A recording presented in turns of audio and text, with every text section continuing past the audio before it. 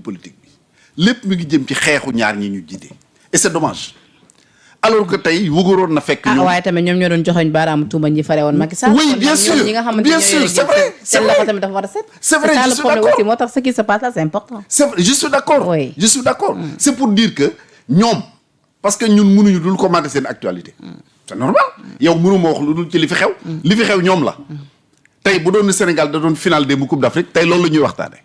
bu doon ni leneen am moom la ñuy waxtaan donc c'est eux qui sont responsables de ce qui se passe. dama wax nëgg ni si tey waroon na fekk ñuy poser ay problèmes naka la pour régler tel ou tel pour les Sénégalais. mais non nekkuñu ci loolu ñu ngi ci dynamique gu xuloo xeex. voilà j'espère que loolu le président va y mettre un terme. parce que Aminata mu ngi waaj ab conférence de presse yi kanam tuuti dinañ ko teewlu xam moom it lan la ciy indi gën a indi ci Pirne. ci wàllu tàggat yaram nag laa bëgg ñu daanele waxtu bi jeex na sa jàngat rapidement ci li nga xamante ni moom moo di Pape Thiaw mi réclamé 423 millions fédération sénégalaise de football ak Patrick Vieira bi nga xamante ni c'est maintenant officiel fédération def nañ communiqué pour xamle ni moom mooy le nouveau sélectionneur. waaw Pape Thiaw bu réclamé c'est normal dañ ko yoreel mais li may ragal man du loolu mooy après liñ ko yoreel ba pare mu réclamé waat leneen parce que Sénégal ñoo rompre le contrat te bu ñu rompre le contrat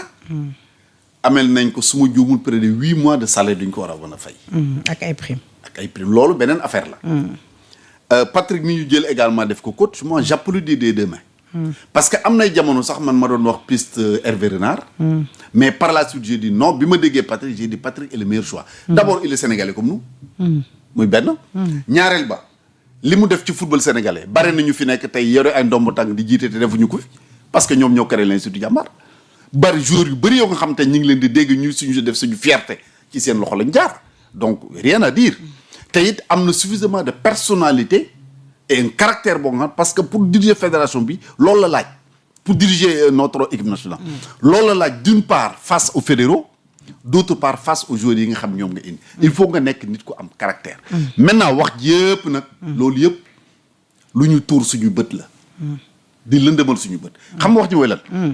dañu am fédération bu dem Coupe d'Afrique dem Coupe du Monde di xeex ak xuloo tout est flou dëgg la dañ ko war a leeral loolu la ñu war a leeral teg bilan sur la table ñu xam lépp lu xew et le président de la République est interpellé man bind naa ci loo nga xam ci loxoom laa koy teg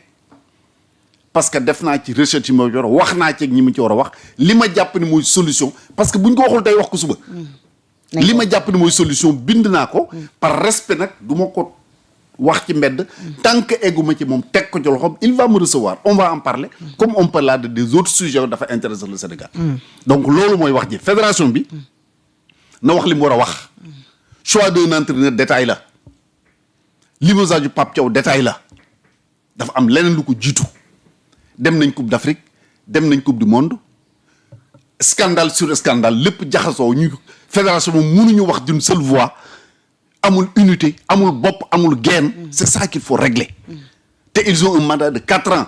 duñ ñu souffrir loolu nag pendant 4 ans nous l'accepterons pas ou en tout cas le président sera mis devant ses responsabilités voilà alors monsieur le ministre sant naa la gërëm la di la bàyyi nga tàggatoo le mot de la fin mot de la fin de mooy ñaan ñi ñu jiite nañu wax jàmm nañu def jàmm lu mënta seules les montagnes ne se rencontrent pas même les montagnes se rencontrent waxuma la di doomu aadama su rawatina ñoo nga xam ni yéen a ànd defandoo lépp kenn ku nekk di tagg sa morom bu ngeen egsi fii bu réeroo amee war nañ mën a toog autour d'une table waxtaane ko jàmm am dans l'intérêt du Sénégal mais dans leur intérêt ñoom ci seen bopp parce que bu ñu ko deful ñoom ñëpp la Sénégalais yi boole paqueté sànni leen fële parce que du ñoom rek ñoo fi nekk ay Sénégalais te ñoom ñi ngi tooñ la jeunesse de notre pays parce que lii yoon wi ñu aw bu ñu ko wàccul benn xale dootul falu ci réew mi te loolu musiba la donc nañu delloo si seen xel bàyyi xiiroo ak ŋaayoo bañ a déglu kenn ku nekk de ton côté ñi nga xam ni xeex bi ñu lay pousse yëpp pour se positionner pour leur intérêt personnel. Kii xam na ne boo dàqee kii moom mu am poste. Kii xam na ne boo dàqee kii kële am poste. Ils n'ont qu'à mettre un terme à ça. Magi Pastef jóg leen wax ci seen doom yi. seen jarbaat yi seen sët yi. Nous ne sommes pas de Pastef, nous ne sommes pas de Kiraay, mais nous sommes des Sénégalais. te ñoom ñu jiite réew mi lépp lu ñu def day am répercussion dans le vécu des Sénégalais. Voilà pourquoi cette question nous intéresse. maa ngi leen di gërëm leen sant. jërëjëf monsieur le ministre Serigne Mbacké Ndiaye ancien ministre conseiller porte-parole de la présidence su Wade te ñoom mun mbégte lool jënoo ak yow di la santaat bu baax a baax ci li ñu cëralee ci septembre ñu waxtaanee réew mi sant nañ la bu baax a baax te di la ñaanal jàmm tout en espérant que ni doo fi géej dinañ fi ñëw du yàggaat dara ñu waxtaanee réew mi. yow xam nga saa boo mu wuñoo tey damaa dagg voyage pour ñëw. gis nga moo tax sant naa la gërëm naa la sant naa la. gërëm naa la nee naa yow yaay sama doom. waaw sant naa la gërëm naa la vraiment. su ma gisul coro rek yow laay jàpp. dëgg la te comme coro léegi rëcc na ma doon moo ko gis. day toog 2 semaines ma papa na nga def. man ko coro foo def dama àndoon nag alu ma ne ko woon baax na. yàlla baax na en tout cas sant naa la gërëm la